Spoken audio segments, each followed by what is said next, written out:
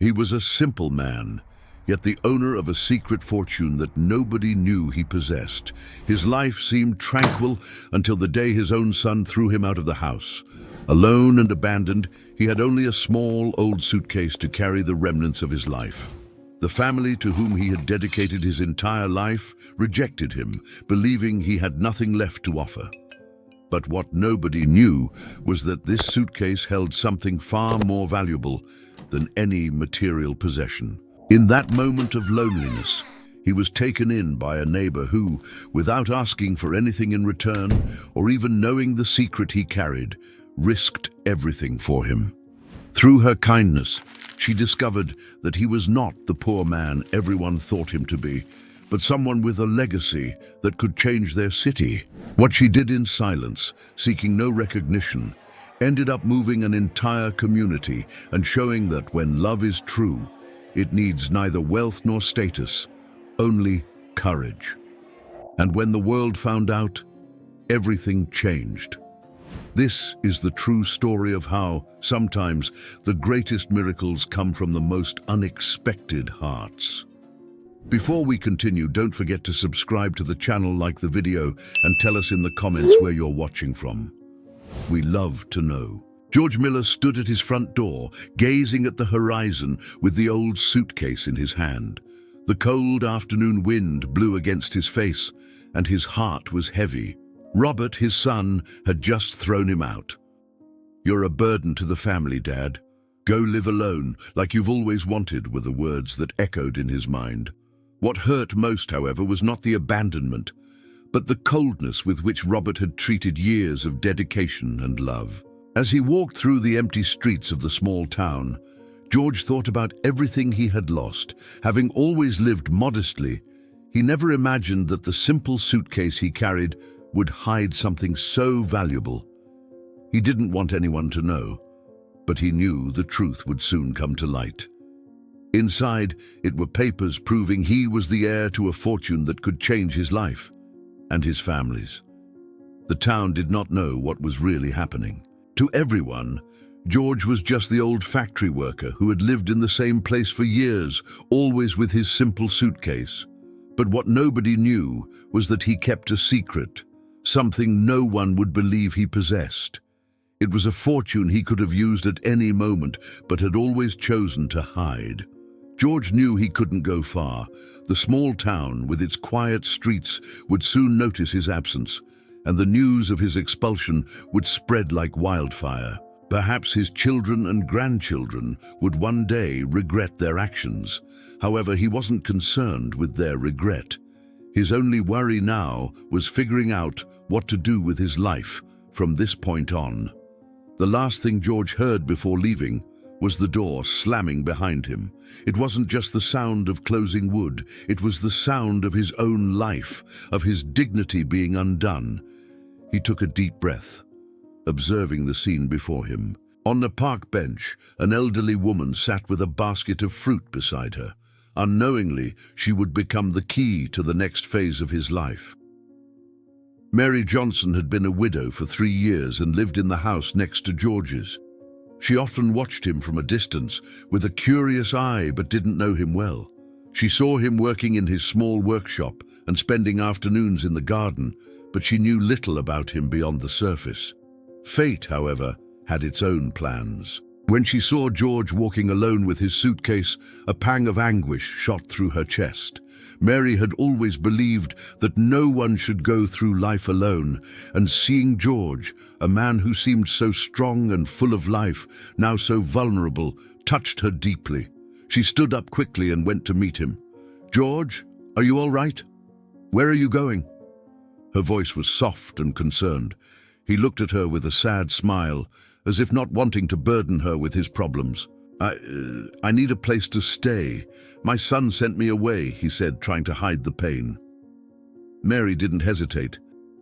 "Come with me. You can stay here." George hesitated for a moment, but accepted her offer with a simple nod. Mary knew he didn't want to be a burden, but she sensed he needed help, and what he needed most right now was companionship. Mary's house was simple but welcoming. Upon entering, George noticed the smell of home cooking and the soft sound of classical music playing in the background. It was a peaceful place, far from the bitterness he had experienced in his own home. He sat at the table, and Mary offered him a cup of tea. "If you'd like, you can rest here until you find something better," she said gently. As they talked about life, Mary noticed the way George looked at his suitcase, almost as if it were the only thing he had left. Curious, she couldn't help but feel there was something different about it. The way he held it seemed full of secret meanings. George didn't mention its contents, but Mary sensed there was more than he was willing to tell. However, the mystery of the suitcase would soon take center stage when, later that night, Mary accidentally bumped into it while tidying the living room. She bent down to pick it up, and that's when she saw the papers. They were old documents bearing a notary's seal detailing properties and investments that Mary could never have imagined George owning. Her mind began to race. "What is going on here?" she thought. Mary stood frozen before the documents. There were property deeds in Texas, shares in oil companies, and papers signed for impressive amounts. Her heart pounded, as she had never imagined that her humble neighbor was the owner of such a fortune. She looked over at George, who was asleep in the armchair with the suitcase by his side. Doubt grew within her. Should she tell him she had seen the documents, or pretend nothing had happened? When George woke up, Mary faced him with an uncertain look. She took a deep breath and decided to ask, "George, what's in this suitcase? I accidentally saw some papers." He frowned but then sighed, weary of hiding the truth. He sat at the table and began to explain, his voice thick with emotion. The silence of the house was broken only by the confession he had kept for years. George explained that many years ago, a distant brother had died and left all his assets to him. However, fearing the greed of others, including his own family, he decided never to touch the fortune. He preferred to live a simple life, believing that money would corrupt the relationships around him.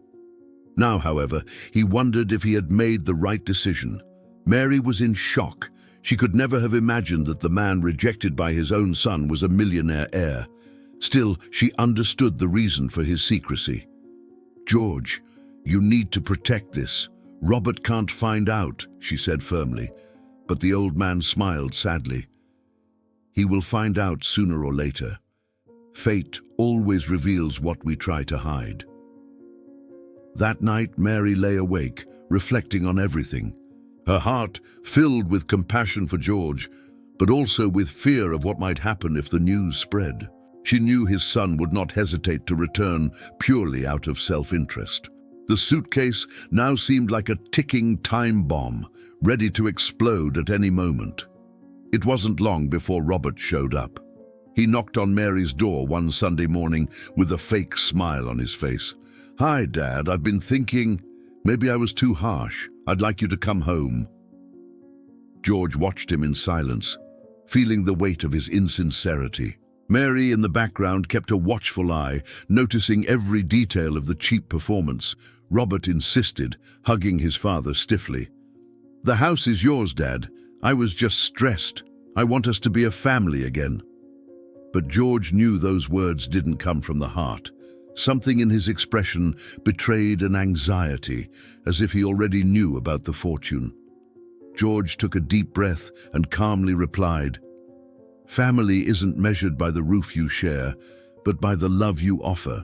Mary couldn't stay silent. "Robert, you can't just show up after throwing him out and act like nothing happened. Mr. George doesn't need your pity."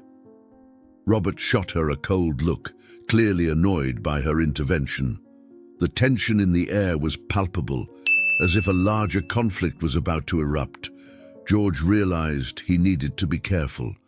The suitcase was safe, but he knew Robert would do anything to get his hands on it. He remembered how his son had always been obsessed with money, and now, more than ever, he feared his suspicions would prove true. That day, Robert left, but not before issuing a veiled threat. "You're still going to need me, Dad, and I'll be there when you realize it." Mary felt a shiver run down her spine. George, on the other hand, just sighed, knowing that the battle against his own son was only just beginning. George spent the following days in a state of constant vigilance. He knew Robert would not give up on the inheritance easily. The suitcase was still hidden in his house, far from any prying eyes, but George sensed that his son's attention would soon turn to it. Mary, always by his side, suggested that he start testing the intentions of everyone around him. George approached Mary with a calm smile and said, "I need to know who truly cares about me and who is just waiting for the fortune to come to light. You, Mary, have been a great friend, and I trust you." She looked at him, surprised. He was proposing a game of patience, but George's distrust was justified. In the days that followed, George pretended to be in financial trouble, drawing people's attention to his apparent needs. Mary helped him discreetly, keeping up the appearance of a man in distress, but always careful not to attract the attention of Robert or other curious onlookers. At the same time, George observed who approached with an outstretched hand and who stepped away when he showed vulnerability. Robert appeared again, this time with a smile more false than ever.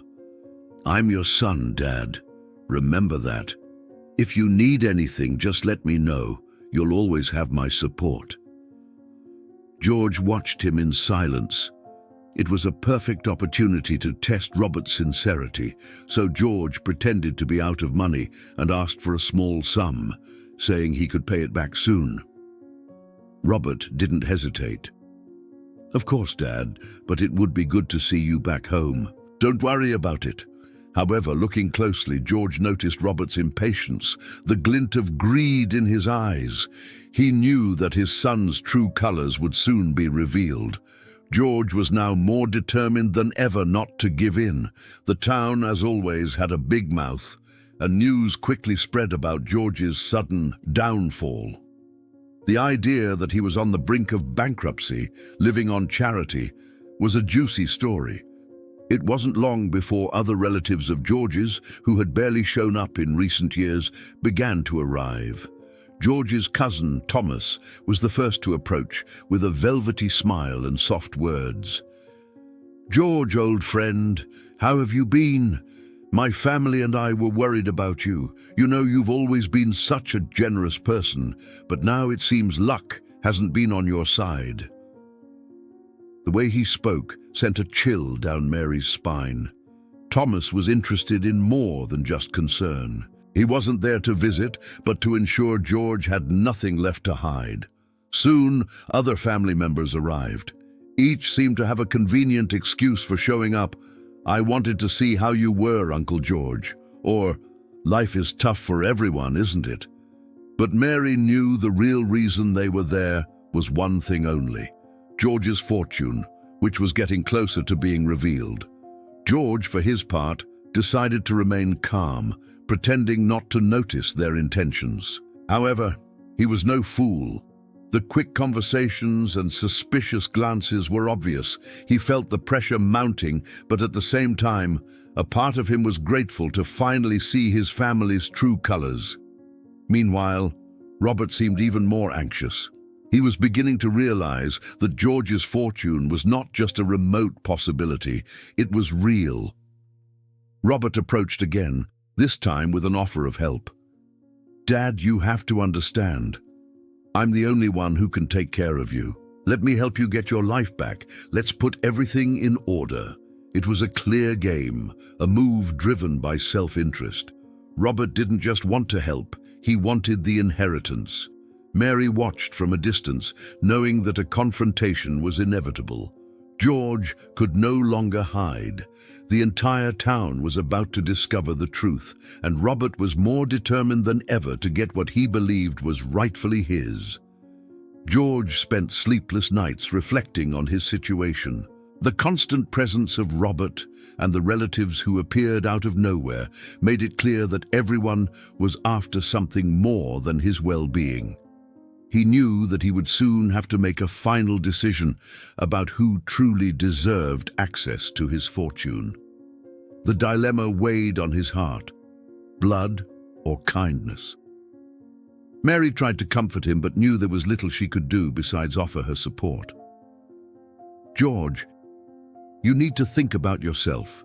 You've already given everything for your family. Now it's time to think about who has truly been by your side." Her words cut deep, but George still felt the pain of potentially severing ties with his son for good. Robert, on the other hand, gave him no rest. He returned once more, this time with a more aggressive tone. "Dad, there's no point in pretending there's nothing. I know you're hiding something. That suitcase, it has what I need. Give me the documents and I'll handle everything." His firm voice and restless hands showed he was at his limit. George faced him calmly, but with a firmness that surprised even Mary. "Robert, if all you want is this suitcase, then you have already lost the chance to be my son. The love I needed from you never came." It was a harsh blow, and Robert felt as if he had been punched in the gut. That day, George realized he could wait no longer. He needed to protect himself and what little he had left. Mary encouraged him to see David Brown, the lawyer who had known his story from the beginning. It was time to take firm steps before Robert did something even worse. The visit to David was decisive. The lawyer, an old friend from George's youth, received him with a serious expression. "George, it's past time to make this official. If you don't, Robert and any other relative could find a loophole to take what is yours." George nodded in silence. The weight of the decision was finally lifting. Meanwhile, Robert wasted no time. When he learned that his father had gone to see David, his anger exploded. So that's it? He'd rather trust strangers than his own son? With every word, his hatred grew, and the mask of kindness he still wore in public began to crumble. Mary, watching from a distance, knew that Robert was about to make an irreversible mistake. Days later, Robert returned to Mary's house. This time, there were no fake smiles. He walked in without asking for permission, staring at his father with contempt. "You think you can fool me? I know what's in that suitcase. I want it now, or I'll end your life for good." The sharp silence in the room was broken only by the sound of his heavy breathing. George took a deep breath, remaining calm but feeling his heart race. "Robert, if you think this fortune is your salvation, you're mistaken. It can buy many things, but it will never buy back the respect you've lost." Mary tried to intervene, but Robert shoved her violently, revealing his true nature once and for all. It was in that moment that George finally understood there was no turning back. The father-son relationship was destroyed, and greed had triumphed over love. He decided, right then and there, that Robert would never again have access to what he so desperately craved. Now, the fight was no longer just about money, but about dignity and justice. George met again with David, the lawyer, and asked him to formalize the will he had been quietly planning for years. The document made it clear Robert would not be entitled to anything. Instead, the inheritance would be allocated to Mary and to community projects in the town. For George, this decision was not just legal, but moral. Mary tried to convince him to think twice. "George, are you sure? He's still your son, despite all his mistakes." But George had already made his choice. A son who only sees his father as a blank check deserves nothing. "I would rather leave my legacy to those who extended a hand to me when I had no one left." The experienced lawyer knew this decision would bring conflict. "George, Robert will not accept this peacefully. Prepare for a storm. But if this is your wish, I will ensure everything is legally ironclad." George simply nodded, feeling lighter after finally mustering the courage. Meanwhile, Robert was trying to find out what his father was planning. He spread questions around town, investigated neighbors, and even tried to pressure relatives. But every clue led him to believe that George truly possessed something substantial, and had no intention of sharing it with him. His anger grew with each passing day. When he learned that his father had signed an important document at David's office, Robert exploded with rage. He swore he would not accept being left out. "If that old man thinks he can humiliate me, he's sorely mistaken. That fortune is mine by right, and I will get it." His eyes reflected a hatred Mary had never seen before. The tension reached its breaking point when Robert showed up unexpectedly at David's office. He demanded access to the will, claiming he had a right to know. David firmly refused. "Robert, the law does not grant you that right. The inheritance belongs to your father, and only he can decide what to do with it." Robert stormed out, vowing he would return. Meanwhile, George tried to remain calm. Mary stayed with him, sensing that the situation was about to explode. "He won't stop, George. You need to be prepared for the worst." George nodded, his eyes welling with tears. "I never wanted it to come to this, Mary, but if this is what fate has in store, then so be it." The following days were filled with tense silence. Robert didn't appear, but everyone knew he was plotting something. The neighbors began to talk more openly, and soon the whole town was gossiping about George's fortune. The secret that once fit inside a small suitcase was now a public scandal. On a rainy night, Robert knocked on Mary's door again. But this time, he didn't come alone. He brought two of George's distant cousins with him, all eager for a piece of the inheritance.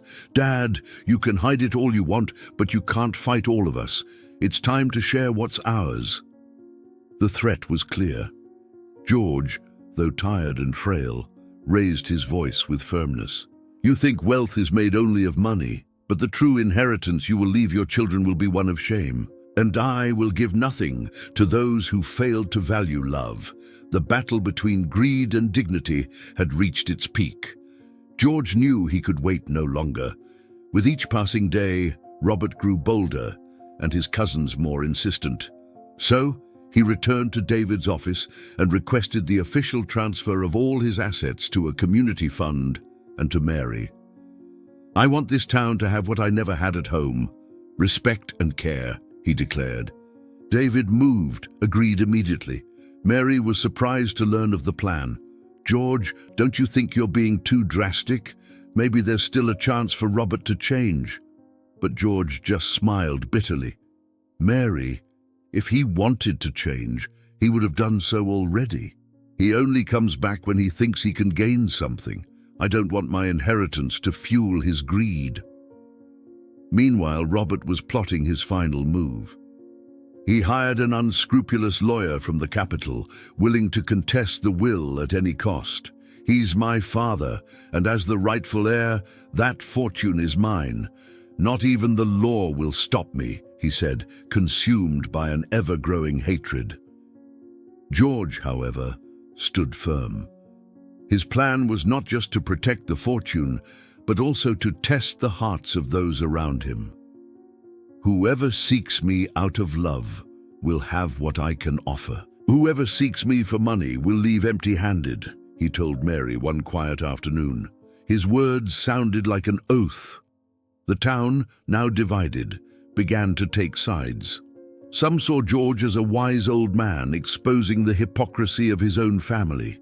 Others thought he was being too cruel to his son. The tension was no longer confined to Mary's house. It was spreading to every corner of the small community. The inevitable confrontation came on a rainy night. Robert, furious, burst into Mary's house shouting his father's name. "Where is the suitcase, old man? I'm not leaving here without it." Mary tried to stop him, but he shoved her aside without mercy. The room filled with screams and tears. George, sitting in his armchair, raised his tired eyes to his son. "Robert, you don't have to do this. You've already lost what truly mattered." But Robert didn't listen. He lunged at the suitcase, tearing papers and scattering clothes across the floor.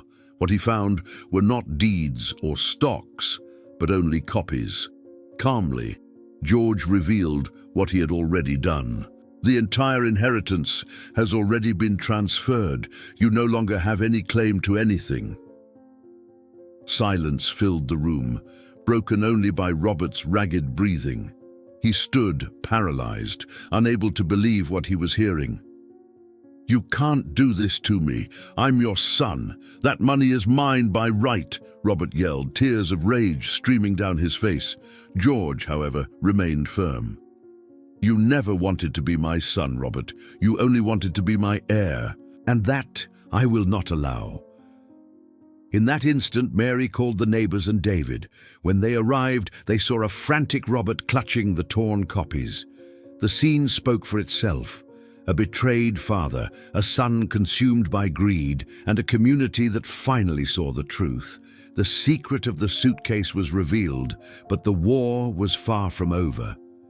With the truth finally out, Robert couldn't believe what had just happened. He had been disinherited.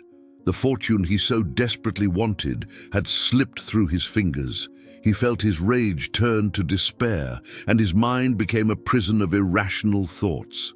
The malice of his greed had blinded him for so long that he hadn't realized he had lost the most precious thing of all, his relationship with his father. He desperately tried to find a legal loophole, any thread of hope he could use to reverse the situation.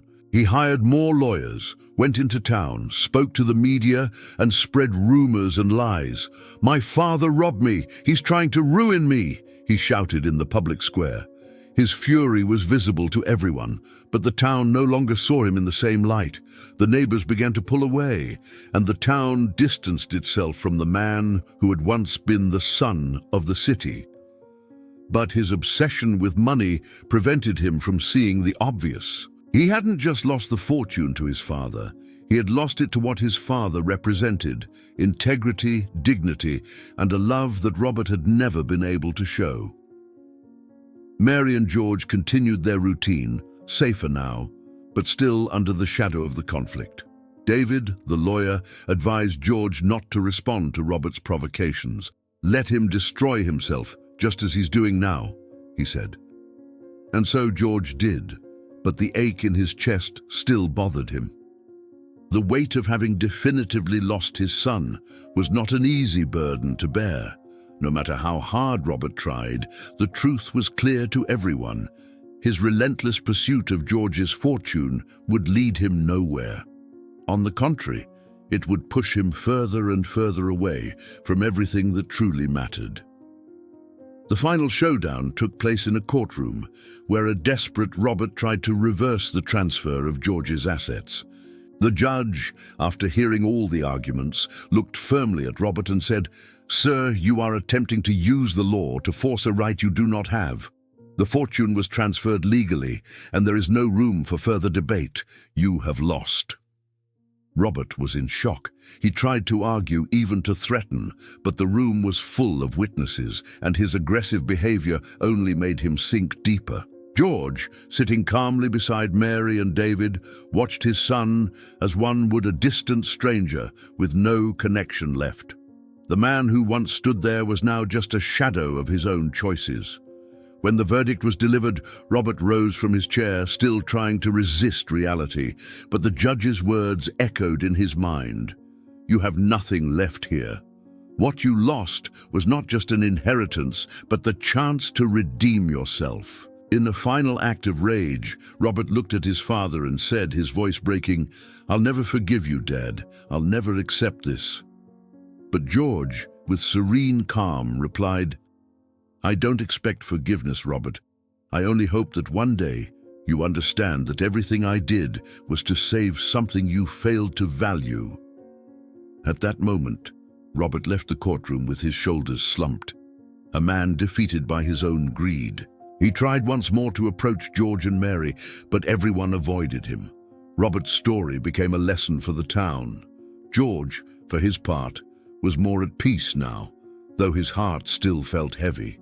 A father's love, the sacrifices he had made over the years, had not been in vain. And unlike Robert, George found peace in knowing that his life would now serve as an example for future generations, teaching that a person's worth is not in the money they possess, but in the character they build.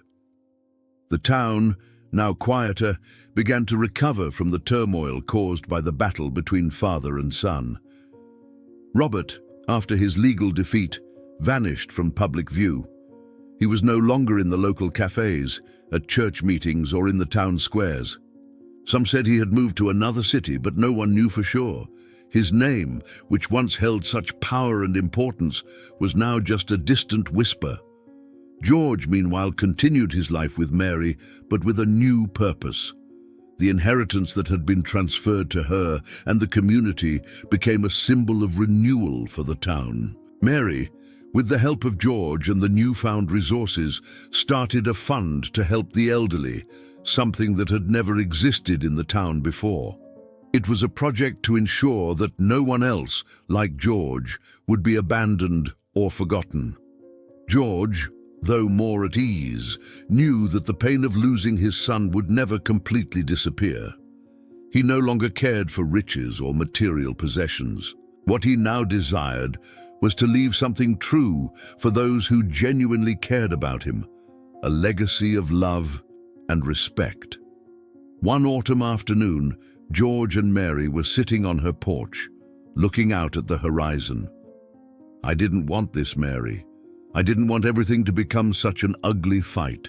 But sometimes life forces us to make difficult choices," George said, his voice tired but serene. Mary placed her hand on his and smiled softly. "You did what you had to do, George, and now your story will live on forever. This town will be better because of you." Mary's house was transformed, and with it, the town. George decided to use his fortune for projects that would benefit the community, from schools to shelters for the needy. He knew that true wealth was not in what one possessed, but in what one left behind. And as he watched the children playing ball in the streets, or the elderly who now had a place to live, he knew he had made the right choice. However, before going to sleep that quiet night, George received one last visitor. A strange man knocked on his door, a young man with a determined look who introduced himself as the grandson of the brother he had lost so many years ago. "I am Thomas, your brother Arthur's grandson. I've come seeking answers. My family always knew that something significant was being kept hidden." George watched him calmly and smiled. His family's story was not over yet, but with a sigh, George replied, "You may have wasted a lot of time, but it's time for you to learn the difference between seeking an inheritance and seeking dignity. The value of our story is not in the money, but in how we live it. And you, Thomas, must decide what you will do with what is left." The end.